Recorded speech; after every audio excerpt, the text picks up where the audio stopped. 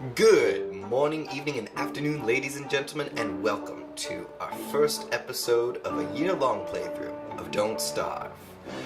Now, for those of you who don't understand what I mean by a year-long, I mean that I'm going to be uploading about a day to 2 days worth of in-game time per day for the rest of the year. Quite a New Year's resolution, but if we can pull it off, it will be fun. It'll be fun to try, at the very least. Anyways, come over here, we're gonna be playing with Wilson in a world that is huge.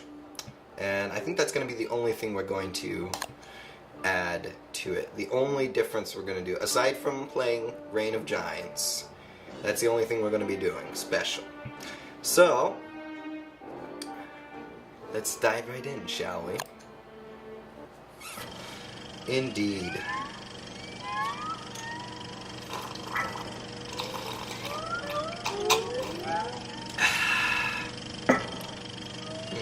Good stuff. Brewed chocolate. It's good. It's really good. Ah, man. It keeps you warm. It's a little chilly in here. It's not cold. I mean, as you can see, I'm not wearing long sleeves or anything, but it's a little chilly, but it's not cold, so, you know, it's kind of in that in-between, you know. Anyways, yes, indeed, we had better find something to eat. So, let's be on our way. Get us some lovely little flowers. I think we'll leave him be. I mean, there's not really much we can do with him anyways. So, to start off our playthrough, I will be giving you all the rules that you'll need to follow to survive in Don't Starve. Rule number 1 being pick up everything. Unless you don't want to pick it up. So, rule number 1, pick up everything. Rule number 2, if you don't want to pick up anything, refer back to rule number 1 on that. Indeed, this is a game of picking up things and not starving. And with us, it's going to be a full year of it if we can manage. So, good luck to us on that. Now, after we've collected enough of the sticks and such, we can make ourselves a lovely little axe, which we can use to chop down trees or attack creatures with. Although there are much more effective methods of performing such terrible acts. I guess you could call them terrible acts. We've already reached the pinnacle. I'm gonna admit it. Humor has never gone higher, better, weller, fuller, something like that. There's a bunny. We could attack it, but likely as not it would run too fast, so we won't try. We'll just have to live off of carrots and seeds for the first day or two. Berries as well.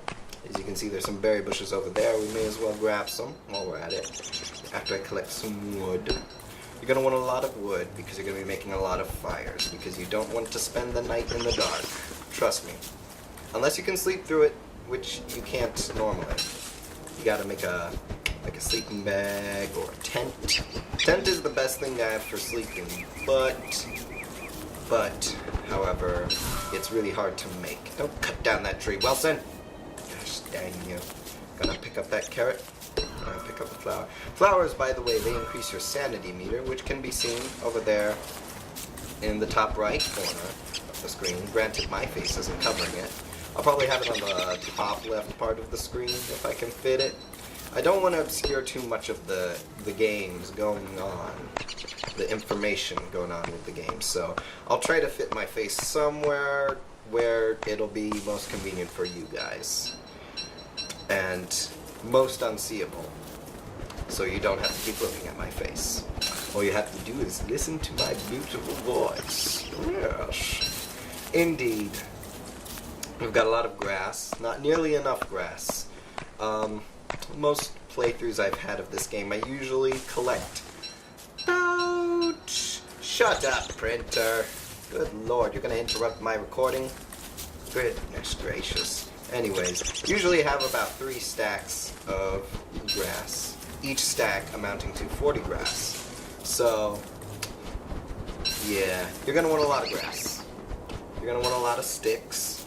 You're going to want a lot of flint, not so much, but you're still going to want it.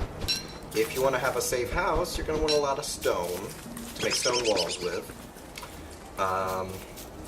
And wood, of course. You're always going to want wood. Because wood is good. Wood makes fire. Fire is nice. Fire protect. Fire protects us. Yes, it does. Indeed. There we go. Got almost a stack of wood. A stack of wood is 20, but a stack of grass is 40. You can probably understand why. It's because wood weighs more than grass. It's true. Well, wait. We lost our tool. Here we go. And of course, you can always make new tools like that. It's quite nice. As you go through, you'll be able to make stuff that can make you cooler tools, more useful tools like shovels,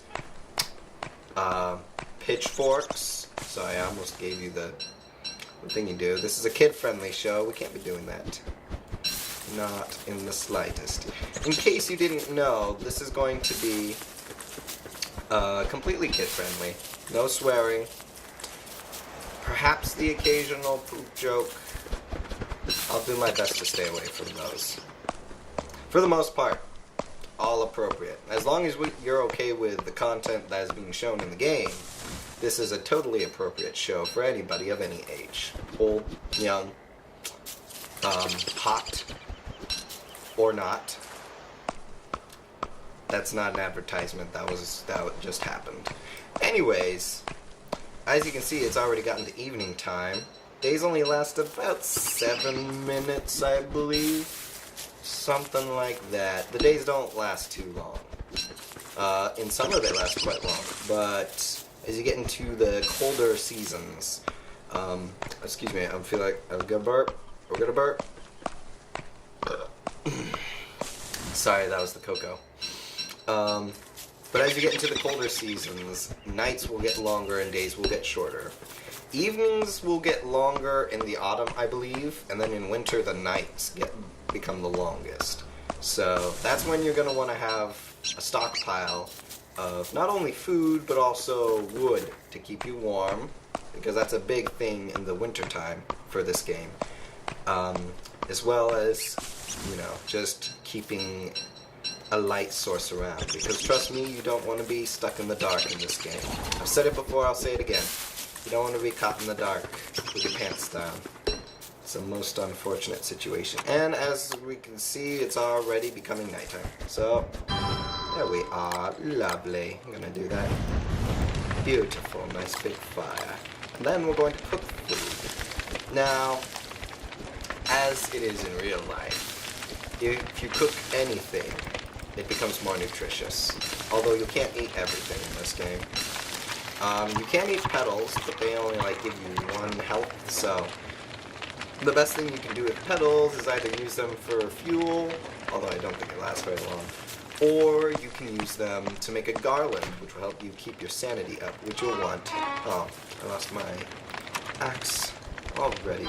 As you can see, we've already gone through 2 axes, and we're on our 3rd, so tools do not have a very long lifespan in this game, but they are incredibly needed, very useful, always wanted. Gold tools, which you can get a little later in the game, are also very useful, and they have a lot longer lifespan, which is nice. They're not any more efficient than the other ones, unfortunately. They just don't break as quickly. And as you can tell, you see that there's a little white area, empty area on the berries right there. That's because my food is spoiling. Because if you carry food in your pockets, children, it won't be the same when it comes out. Trust me. Put it in there, it looks like a nice shiny cake with all the frosting and everything. It looks all good. You take it home to your mama, you pull it out, and I mean, she'll smile. And she'll be like, "Oh, thank you, Gary," but trust me, it's not good stuff. You don't want that happening. Anyways, day 2. Welcome. As you can see, we've got 1,000,000,000,000 carrots. Shut up! You're ruining the integrity of the show! I'm sorry. I hope none of you took offense to me saying shut up. I'll try not to say that. Sorry about that. Anywho, as you can see, we're still just collecting wood, which I think we should move on from, because we haven't explored a whole lot. This place is going to be huge, this world, so that way we don't run out of interesting things to do while playing this game. As you can see, there's a little mole hole. Nice hole in the ground for a home. And unfortunately, we will not be able to partake in that hole for a home.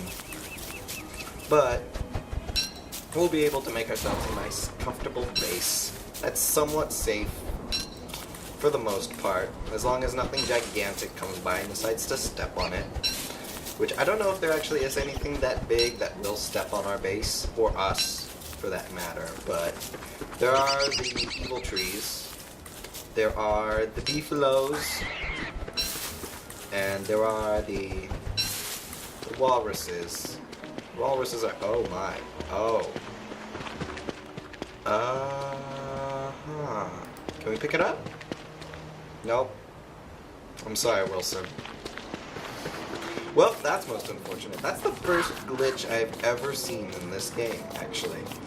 Of all the time that I played it. And I played it a lot. I played it up to day 100, past day 100, like day 120 or something, until I finally died, but that was because I was being reckless. Besides the point, I haven't seen a glitch in this game until that right there, so ladies and gentlemen, you are lucky. This is the first time ever. And now we're gonna make a pickaxe so we can collect rocks. More especially gold. We're gonna need gold because that'll make us a science machine.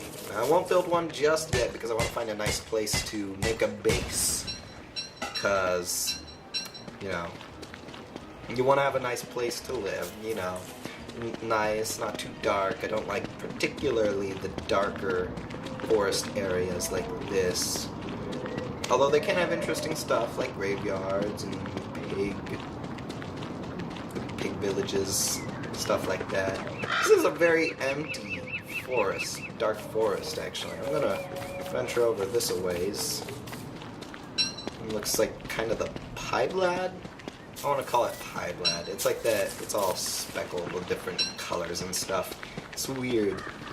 I don't much appreciate these biomes either, but you know, I mean, what can you do? I'm not going to make my home in it, that's for sure. I want to be close to beefaloes so I can get their manure, because that is useful. It's very useful for gardening and stuff, which is a very good way of getting ourselves food to stockpile. The other thing I'm going to want is, ooh, I can't make a shovel though, I don't have a shovel. If you dig up these little graves right here, you can find good stuff like gears, gems, trinkets. Trinkets like marbles or string or stuff like that. You can take those to the pig king, and if you give them to him, he'll give you gold in exchange, which is useful. You can make tools with that and stuff, so it's a renewable source of gold for tools and other such things. We've got an evergreen forest here, which isn't that great because you can't replant evergreen trees. They don't give you any saplings or pine cones like the rest of the trees have been giving me to replenish their numbers with, so they're not particularly useful, although they are good for wood. They're good for that. They're good for something at least. Ooh, a suspicious trash pile. We may find ourselves a colophant before day 2's end.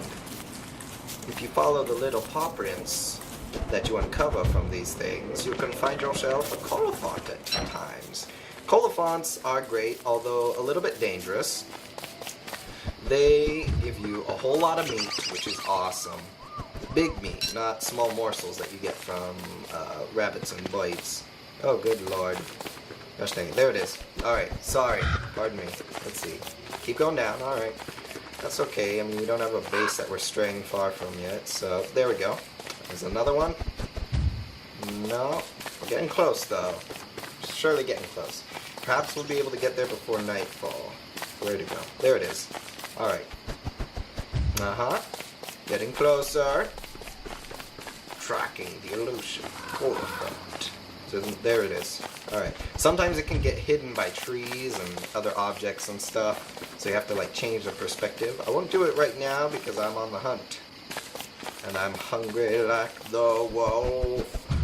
But sometime I'll show you guys what it looks like. Motion sickness, people, beware, because the perspective shift is a little woozifying. Woozy. Where is it? There it is. Gosh dang. I'm sorry, the sunlight comes in and it blinds me a little bit when the day gets darker in this game, so I'll try and fix that maybe. I mean, you know. Good lord, this is the longest animal track I have ever encountered. Ever. Period. And you see we come into, ooh, it's fresh. Alright.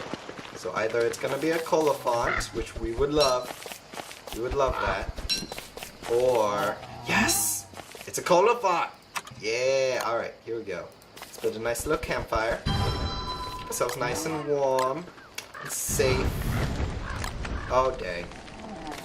Careful of that. That kind of thing happens. Okay, so, the colafont, if he falls asleep, then I can attack him and then he'll get mad at me, so then he won't run away. Because if you run at him normally, then he'll try to escape you. Okay, so here we go. Oh, no, he woke up. Sorry. Alright. Let's try this again. Okay, there we go. Okay, ow. Alright, we'll take it. We'll take one hit. You gotta kite him. 2, 3, 4, 5. Okay, run. He attacks in 1, 2, 3, 4, 5. Then you run. And then you attack 1, 2, 3, 4, 5. And then you run. No. Okay, there. Boom. And that, my friends, is how you kill a colafont. Basically, the hardest part about fighting him is to get him mad at you, because normally he'll just run straight away from you. Well, not even a second thought. But if you can catch him, if you can hit him once, then he'll get mad at you and he'll start chasing you the whole time. So then it makes it easy for you to get hits in on him and eventually kill him, if you're careful, which I wasn't terribly. I got a little hurt. I can use my colafont trunk. I can cook that up. That'll heal me up really well. But anyways, that's it for today. Thank you all so much for watching. Please share this video if you would like to, and I will see you in the next episode. So long.